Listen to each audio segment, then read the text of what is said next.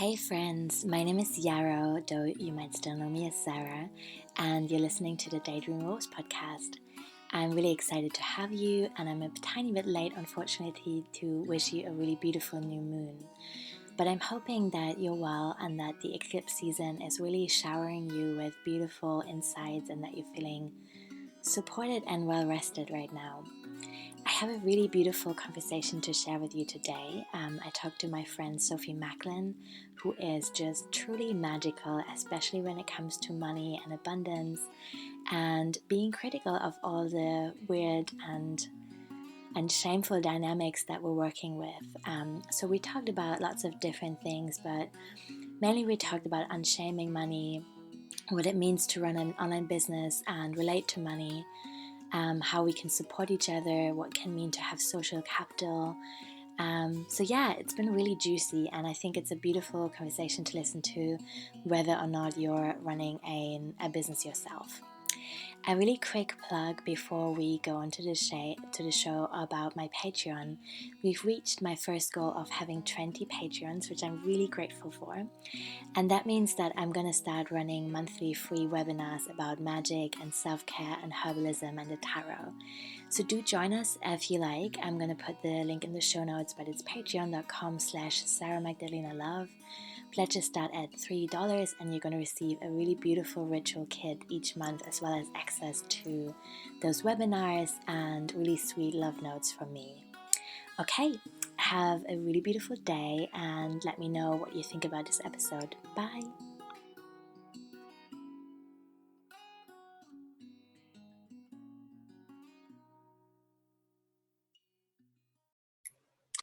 Hi everyone!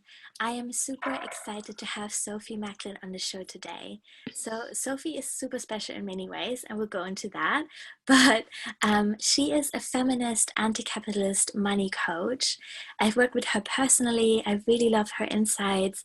I love how she's unshaming money and how she's really helping business owners to rethink the way we're doing things and how to be accessible and honor our own time and energy at the same time. So really, really interesting stuff that I have been thinking and dreaming and working with a lot myself.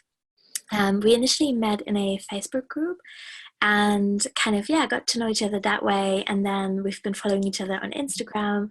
And I'm just super inspired by how Sophie works with these themes. And so I'm super excited to speak to her. And I want to say that even if you're not running your own business, this episode is going to be super interesting to you because, yeah, Sophie is just cool. So I'm going to hand it over to you, Sophie, now so you can introduce yourself and maybe tell us where you are in the world and what nature is like around you. Yeah, thank you, Sarah. So I'm on Chochenyo Ohlone territory in the city of Oakland. And I think it's cold, but that's because I'm used to California weather now, and it's probably very mild and it's cool, and it's slightly cloudy and sort of fresh feeling outside, and it's interesting. The seasons are interesting here, so it's still kind of like autumn, like there's leaves on the ground, and there's also flowers, and it's kind of everything happened at once, or happening at once, and yeah, and it was the full moon last night, which was really beautiful. Yeah, that's what it's like here right now. Awesome, thank you. So I've already talked a little bit about your work, and I would love to go a little bit deeper with that. Can you maybe tell us what you see as the core of your work and how you started on this path? Because it's so unusual. Like, I'm sure you didn't one day just wake up and be like, hey, I'm going to be a feminist money coach. Yeah, actually, there's a funny story of that, which is that I've been interested in money and redistribution and sort of radical economics for a very long time, in some ways since I was a child. And then I was coaching for a few years, and then I was actually at this co-working event, and I was writing, and suddenly, and I've still got this in my notes where I'm saying like, shit, am I a money coach? I was like, I had this moment of epiphany of just like all the work I've been doing on all these things coming together. And I think I had an idea about what money coach meant, and that sounded not great to me, based on all my sort of politics and things I was into. And so it was this real moment of realization, a feeling of responsibility almost, you know, when something feels like it's yours to do. Um, and so that happened. So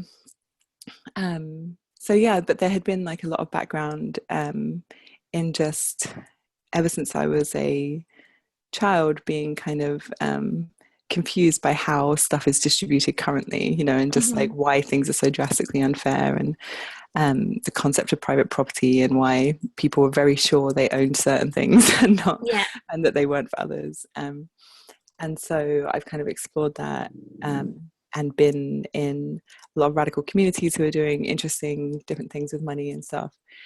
And so then I think part of that realization with the money coaching was just seeing how many people I know and care about who are doing amazing things in the world are not being well supported for it because of because of the systems we're in, but also because of their own feelings about money. And I was just seeing, so many friends and other people I knew who were doing really cool things, struggling, and just I wanted to bring these things together, of just the possibilities for being able to be supported and support each other to do the things that really need to happen in the world right now. And so that was kind of how it was born. Yeah, that's amazing. Thank you.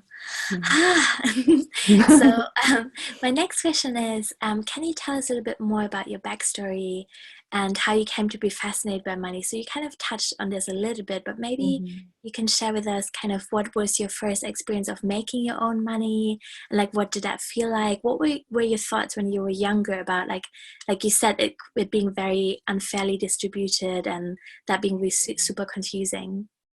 Yeah, totally. So that came first, like before I earned money. Like I did actually start working when I was 13, on the weekends, like in a clothes shop in England. And I came from a pretty poor family.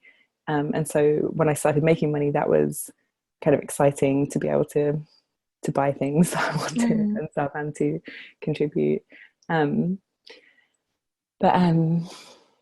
I'm trying to think about sort of early money stuff. Like it was more just like looking at inequality in the world and things on the news, like and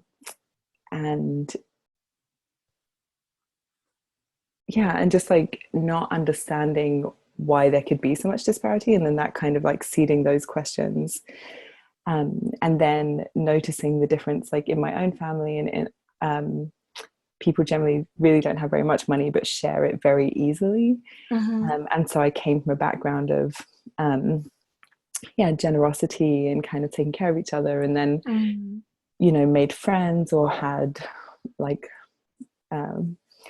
relationships with other people as a child and teenager where they had very different ways of engaging with money. And I started to notice that sort of difference, that often people with more money, it was harder for them to be generous, and their families didn't just sort of share everything like mine did. And that was really interesting to me and confusing at first, really confusing, because I was used to that way of being. So there's some of the things. Obviously it's such a huge topic, and that's one of the things I just feel like money touches on every aspect of our lives. It's sort of bound up with our survival and our relationships. And so I think there's been realizations and epiphanies kind of all along, but there's some of the things that come to mind. Yeah, that's really, really affirming and beautiful to hear, because I also had a family that was often struggling financially, especially at times when my mom was raising us alone, me and my sister. And I also started working at 11 and had been in that environment of really sharing, especially around food or like little treats, and got really, I can totally relate to that feeling of feeling like confused, like, oh, this is not how everyone is doing it. And some people are very protective of their resources, and they don't seem to get as much joy out of sharing, and I wonder why that is. And it's an incredibly complicated thing to learn to understand as a young person, I think. That's fascinating. I'm glad to hear that resonates with you. That's really cool to hear that story. Yeah, and also this feeling of starting to work quite young and making your own money, and that's such a revelation when you're a young teenager and suddenly you hold these little notes of cash in your hand and you're like, I can literally do whatever I want with this money. And in the beginning, I bought sweets all the time. And to be honest, really funny, sometimes I still have these moments in a corner shop. I don't know if I shared that with you in another session, where I feel like, wow, I can literally buy as many sweets as I like. Yeah. This is why I'm doing what I do, you know? Yeah. And so it's so emotional and so, yeah, very, very formative, I think, our first experiences with money as well. Yeah, totally. And that's so funny about the sweets. You did mention that in a session the other day, and it so resonated. Like, I literally remember that feeling. Yeah. And I remember buying loads of sweets. Yeah. And it just being like, wow, I could just keep buying sweets, and it just being this amazing thing. And I also resonate with that feeling when it sometimes happens now as an adult, like, wow, I could just buy this, you know, I can have these things. It's really interesting. Yeah. So I know you're working a lot with online business owners, but at the same time, I also really feel that what you're talking about is super relevant to all kinds of people. So I'm wondering, can you maybe tell us a little bit more about where you see online business owners struggle the most, and why do you think that money is at the same time a taboo and like a super hype theme in online marketing? Yeah. So firstly, I think it's huge. Like, kind of like I was saying about how money touches on everything. Like, I think that's one of the reasons it's such a huge topic in online business. And I think one of the things is people come to it often with a lot of longing, a lot of desire for it to be this answer to things, you know, and to sort of make money very quickly. And there's a lot of promises when people are getting into online businesses, you know, of you can make six figures and blah blah blah, you know, that kind of thing. And I think that I talk to a lot of people who've kind of been through a phase of getting slightly seduced by that, and then having realizations about some of the just that it's not as simple as do these 6 steps and this will be the answer. And are kind of coming out of that. So I think that's like a weird almost like artificial pressure or thing that's been sort of put into a lot of this online marketing stuff, is people having to kind of unlearn some of those seductive stories when they're first getting into it. But so I think one of the things I see people struggle with a lot is a loneliness around money, actually, is the word that's coming, is just like feeling like they can't talk to other people about it. And there being quite a lot of shame often if people on sort of both ends, like if people aren't making as much money as they think they should be making, but feeling like they have to publicly present as if they are. And alternatively, if people do start making money, sometimes they're worried about people seeing that too and hiding that.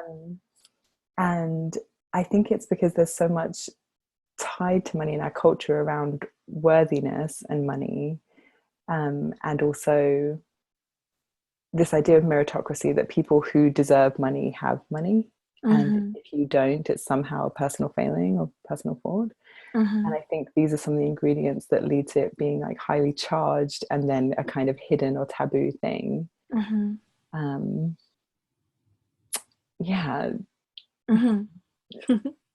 feel there's so much to say, like I'm talking around it a bit, but no, yeah, that makes total sense. And I really actually count myself as one of these people that have been initially seduced by this idea that an online business could be a fairly quick way of money making, or you know, quicker than other ways at least. I did a big business training, or a big online business training that's very popular in 2015. That was after I had been freelancing basically on minimum wage really for many, many years as a translator and copy editor. And I had then received a grant to do an MA and came out of that super excited but very unclear. And did this business training, and I wouldn't say that I imagined things to be easier, but I had really no idea how deep and challenging and beautiful at the same time this journey of of running an online business would be, and how much it could bring up about self and value and resources and all that stuff. And I think we're still really lacking conversations about who can make it and how. And by that, I mean, I think there's this idea that the internet is much more democratic and anyone can make something happen. And I think to some extent that's really true. And I'm so grateful for the tools that we now have, such as social media, where we can find this super niche thing and just be ourselves and find our people that way. And then there's stuff like Patreon. I started one this year. Really, really love that exchange so much and the energy of it.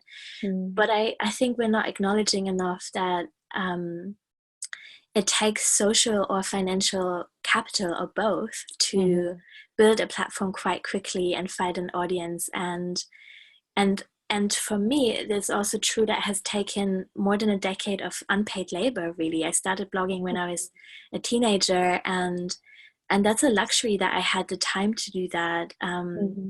Even, my family didn't have a lot of money, but it just happened to be something that came easily to me, and that's not true for everyone. So it's really not, it's really not the super democratic access. But also I think it's totally okay to be excited about the new amazing possibilities that we do have.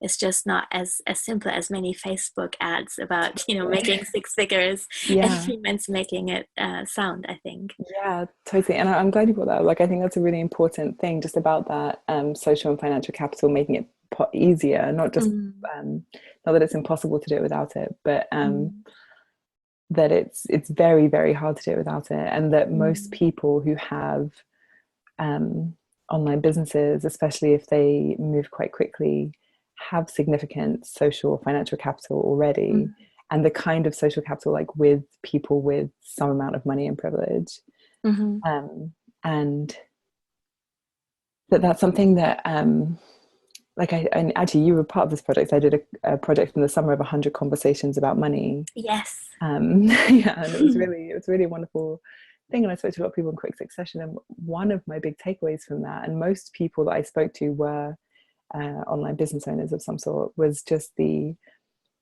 how a lot of people have either partners or parents supporting them basically, or supported them in the beginning of their business, and that's kind of how they are either able to keep going because it's being supported like that, or how they were able to start in the beginning. And that a lot of people who don't have that are really struggling, and that's something that I'm actually planning to write a thing about that, because I want that to be really known and public, because I spoke to a lot of people who think it's their own personal failing that they're struggling in business, when actually it's that they don't have the financial backing of a lot of the people they're looking up to online. And I just know that in my own life, for me to be able to do what I'm doing and have done, like, my family doesn't have much money, but I have borrowed money from friends, and that's what has made it possible for me to do what I'm doing full time and sort of experiment with things, and launch things at various times, like without having to also make sure I have the security of a full-time job or whatever in the past, and that required having friends who had access to money at the time. And so just that it's significant, those pieces of what you have access to and what that makes easy or possible. And I think also your confidence and experience and the social network that you have is super relevant as well. I think being the first one in your community or family to do a thing like starting a business or creating some kind of media can be super scary, even if, say, you have access to a grant or something. That's an argument that always annoys me a little bit. And, I am from Germany, where universities are free. And so I talk about this in the UK a lot because it's so expensive to study here. And I sometimes hear people say, well, but anyone can get a loan. And I really strongly feel that, yes, that might be true, but it takes a lot of confidence to trust that even though you are the first one in your environment to do this thing, you will be able to pay it back, or it's going to succeed in some way. So I think that in addition to money and financial resources, we need that emotional support as well, and not everyone has that to an equal degree. Yeah. Yes. And I want to circle back to give those that are listening that maybe have not been in this online marketing world for a while, which is like totally cool, to kind of illustrate what we were talking about earlier when we said it makes a massive difference if you have some base capital to start with. What I mean by that, for example, maybe you have other ideas about that as well, is you can create amazing content, and you can start a podcast, and you can start blogging, and you will build your network over time. But for example, having like a grand to spend on Facebook ads, to have people opt into your freebie, so that you can grow your email list and get a feeling for what people are into, that is huge. That can make such a big difference in your first year. And I know many people who have spent even 5 figures staying. I've had a client last year who built a website for, and we talked kind of further down the line again, and she said, well, I am a 5-figure number into investing in my business now, and I still haven't made any money, and I don't know if I should continue. And I was like, wow, I've never had that chance or possibility, and I don't want to go too deeply into the jealousy of that, or like all these complex feelings I had about it. But there was also some, like, a sense of gratitude in me that I had to make it work in a different way. I had to be very practical about things. And that, I think, has given me a nice sense of grounding as well. So I think that is the flip side, at least to some extent, of that as well. Yeah. Yeah, no, I think that's interesting. I think you're right that it is it does take a certain amount of confidence and support to be willing to take risks too, like entrepreneurial risks, basically. And I think there's different ways that can be created. And I'm really interested in new ways of doing that, that aren't just based on kind of individually trusting that you've got enough backing or something to lean back on, but just like, what does it mean to build communities strong enough that we feel confident taking risks in all sorts of ways, including financial, and just so I think that's a place for a lot of like radical exploration. Yes, totally. I also feel that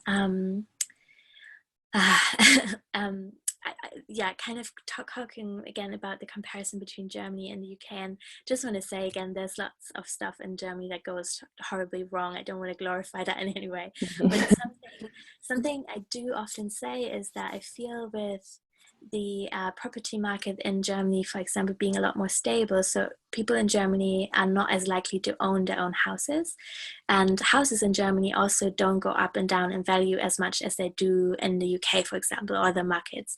So I feel like for a lot of base level stuff in life, like having a home and having food, there's a higher sense of security, at least for me in my experience in Germany. And I think that makes people, that gives people the chance to take more risks creatively or in their businesses, and that is something that is really important to me. And then the other thing I wanted to say, I've lost, sorry. Okay.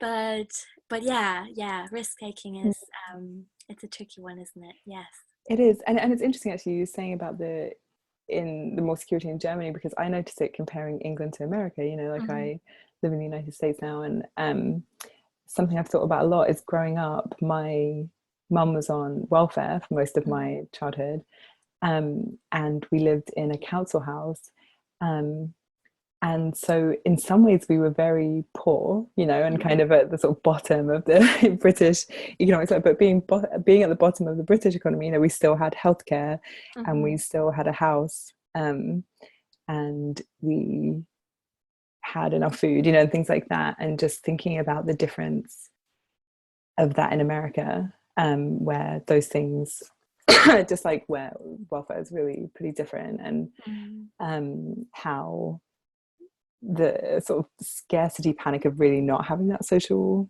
safety net, which is interesting, because it doesn't seem great in England. Obviously it's getting kind of decimated at the moment by Theresa May. Excuse me. But just comparing that and just thinking about the experience of scarcity when it's like when basic healthcare isn't guaranteed. And just like the difference that I see in America of people being willing to really do things they hate just to have a job with benefits and stuff like that, you know. And it seems like it has a lot more control here because of that. Yeah, it's really scary. Yeah. Something I just remembered the second thought I had just now was that one of the many points in which I fundamentally disagree with capitalism is also, and I know we talked about this in another session, is this idea that people are inherently lazy and need to be forced to contribute, or there has to be competition, or it has to be the sense of scarcity for people to want to create. And I say create in a really, really broad sense. By that I mean, that could be anything from caring for someone to looking after children to coming up with a cool product or researching something or doing any kind of work that is creative. And I think really all work is creative, whether we are creating rooms or houses or I don't know, whatever, everything really. And so I think that really that's not understood, or that many people really struggle with this idea that we inherently want to contribute in the way we can, and that we just all have different resources to do that. That really breaks my heart. Totally. Yeah, I so agree with that. And just that I think humans are creative and want to contribute and are generous too. And that it's just that we don't want to necessarily do the things that capitalism tells us we have to do to survive, and just like to make profits for other people or whatever doesn't seem desirable.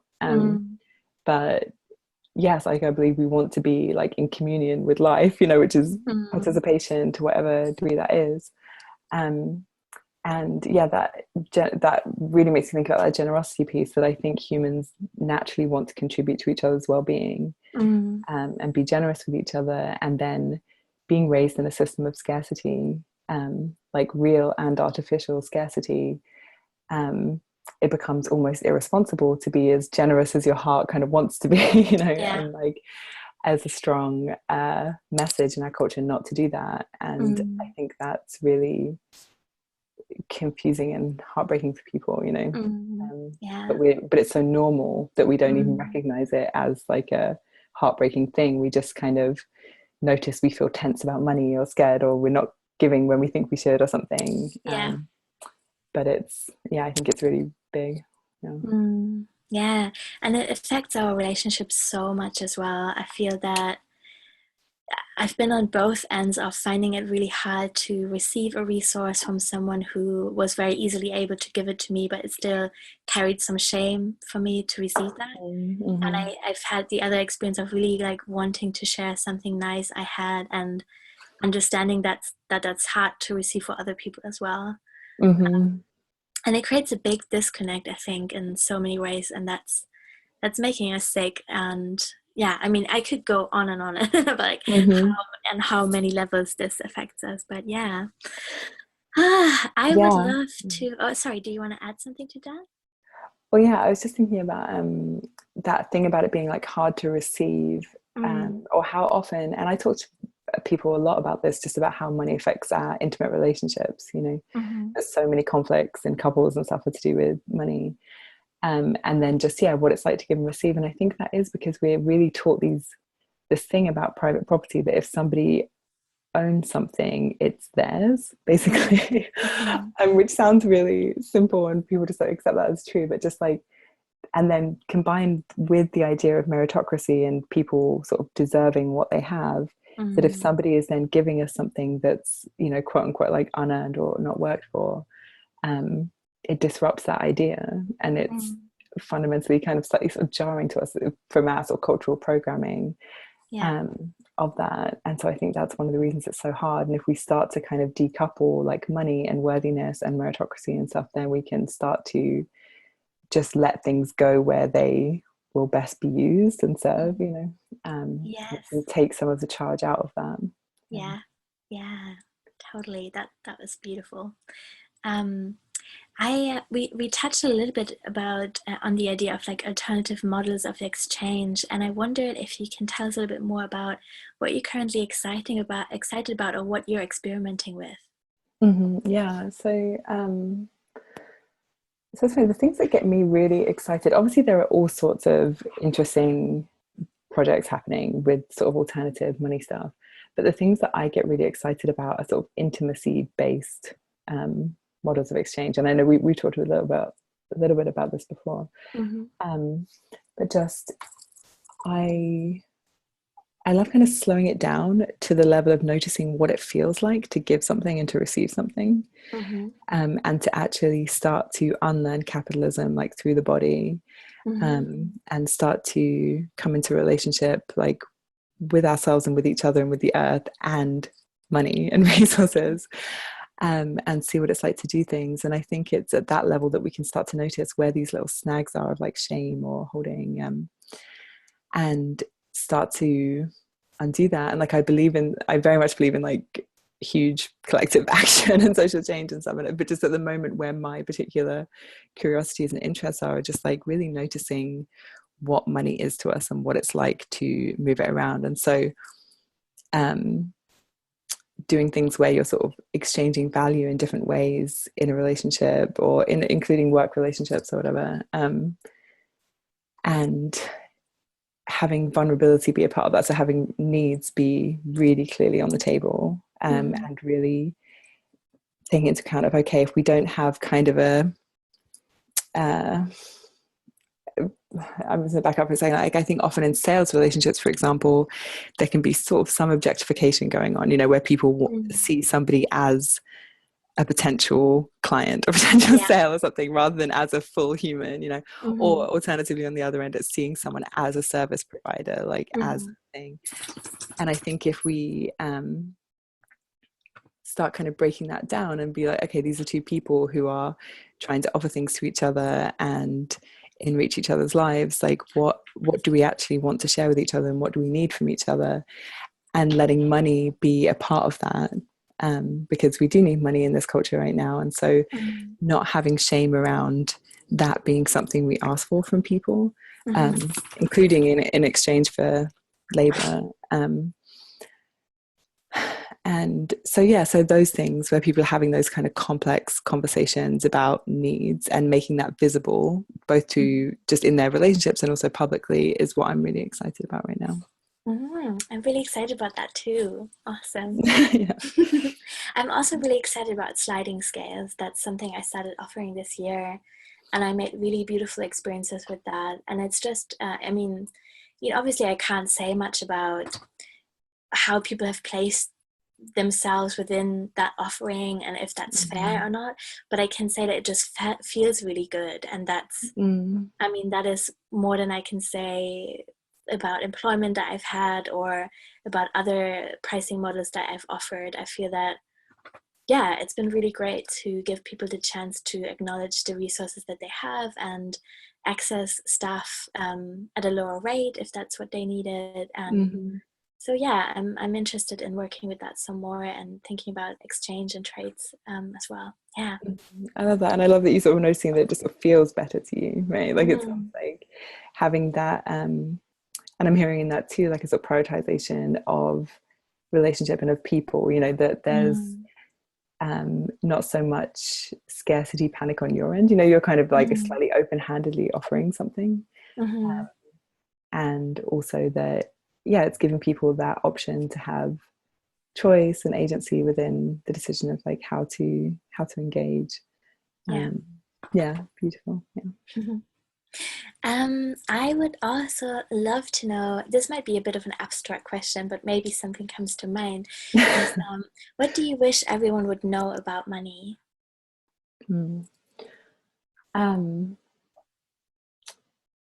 I think the thing I wish people knew about money is kind of a thing that I've noticed I'm kind of referring to throughout the course. Just like a separation from money and ownership, and the idea of that certain people should or do deserve certain things and not others. And I feel like this touches on all the kind of systems of oppression, again, isms or something. Like ableism came first to mind, just of how just what it means if we think that only people who do certain things, certain productive things, are worthy of having their needs met.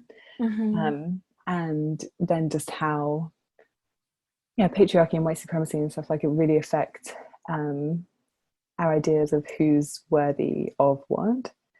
And so I wish that people just sort of knew how these systems were created, and that it's not just this like natural, inevitable thing, but that things are both materially drastically unfair, and we are walking around with a lot of stories about whether we deserve something, whether someone else deserves something, that I think is at the root of a lot of our, what in classic money coach talk might be like money blocks or whatever, is actually us bumping up against those systems of oppression, both internally and externally.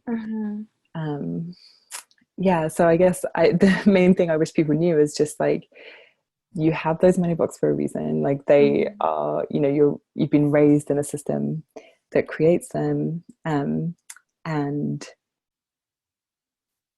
that it's possible to start unlearning that and doing something different and creating a new way of doing economics that's not based on scarcity and coercion. I feel like I probably have like so much to say and I'm going slightly blank. No. Yes. Yeah, I totally agree. And I love how you're talking about money blogs, both in the conversations that we had and on your blog as well, and in anything that you've published, really, because I think that often, I don't want to shame anyone, and I'm not trying to bitch or anything, but what I mean to say is that in the kind of sphere of the law of attraction and some aspects of online marketing, I sometimes feel that we're talking about money blocks without acknowledging systemic problems and access. And it can sound a little bit like, if this person can do it, anyone can do it, and you just need to dream bigger. And if you're not dreaming that big, then that is another flaw of yours. And what I hear you saying is that we do have these money blocks and we need to work with them, but we can also be really gentle with ourselves with that and acknowledge that we have them for a reason. And it really has nothing to do with our own value. It is very deep conditioning.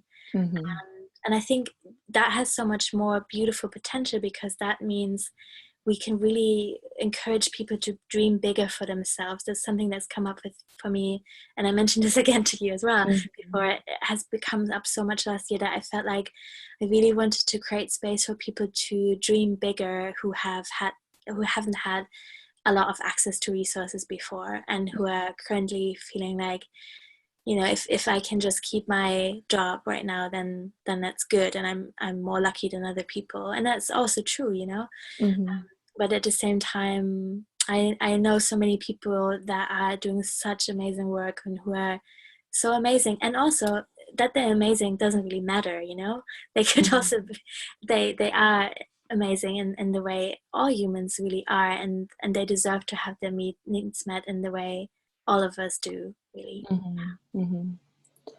Yeah, totally. I think that's like, isn't what that bit you're saying at the end of just like, it's important that that everyone have their needs met, but I think also what you're talking about is that like how like internalized oppression basically affects our imagination and our sense of what's possible.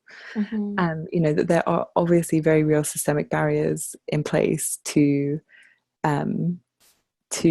like class mobility or whatever, accessing what people want and need, and that is so real. And there's a lot of ways that the class structure is maintained through ideology, through basically raising people to believe that they just need to sort of accept their lot in life, basically, and that's that.